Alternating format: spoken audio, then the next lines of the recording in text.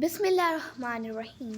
आज हम एक नाजुक दौर से गुजर रहे हैं जहां बड़े सगीर की दो बड़ी ताकतें भारत और पाकिस्तान एक बार फिर कशीदगी के दहाने पर हैं। 22 अप्रैल 2025 को पहलगाम कश्मीर में एक दहशतगर्द हमले में 26 मासूम सयाह जान बहक हुए, जिसके बाद दोनों ममालिक के दरमियान ताल्लुकात में शदीद तनाव पैदा हुआ।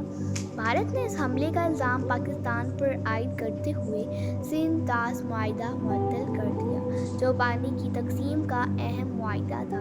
जवाबन पाकिस्तान ने अपनी फ़िज़ाई हदूद भारतीय परवाज़ों के लिए बंद कर दी और तिजारती रवाबित भी मुअत्तल कर दिए। ये इक़दामात पूरे खित्ते के लिए ख़तरनाक हैं। ऐसे में हमें नियामतुल्लाह शाह वली की सदियों पुरानी पेशगोइयों की तरफ रुजू करना चाहिए, जिन्होंने इन हालात की निशानदेही की थी। इनकी पेशगोइयाँ आज हकीकत बनती जा रही हैं। नियामतुल्लाह शाह वली ने कहा था, जब हिंद में खून की नदियाँ बहेंगी तो अल्लाह के बंदे शमशीर उठाएंगे, कश्मीर के पहाड़ सलगेंगे, मगर अंजाम मुसलमानों की नुसरत पर होगा।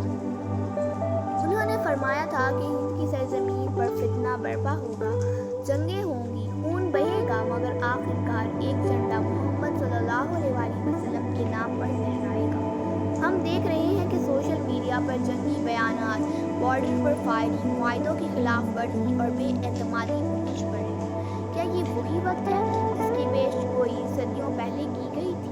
पेशगोइयों का मकसद इंसान को हकीकत से आगाह करके इसकी इस्तिलाह करना है। ये अमूमी अलामत पर मबनी होती है, जिनकी अहमियत वक्त और हालात के मुताबिक होती है। अल्लाह ताला के बरगुज़ीदा बंदे जो ज़ाहिद व तक़वा की ज़िंदगी गुजारते हैं, इन पर इल्हाम व कश्फ के दरवाज़े खुल जाते हैं।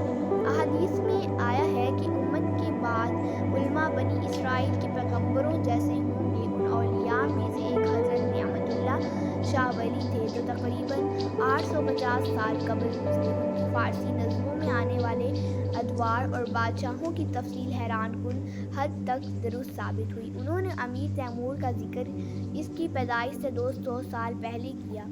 सिकंदर लोदी, इब्राहिम लोदी, बाबर, हुमायूं, शेर शाह सूरी, अकबर, जहांगीर और शाहजहां समेत मुग़लिया दौर के तमाम अहम हुक्मरानों का जिक्र इनकी नज़्मों में मिलता है।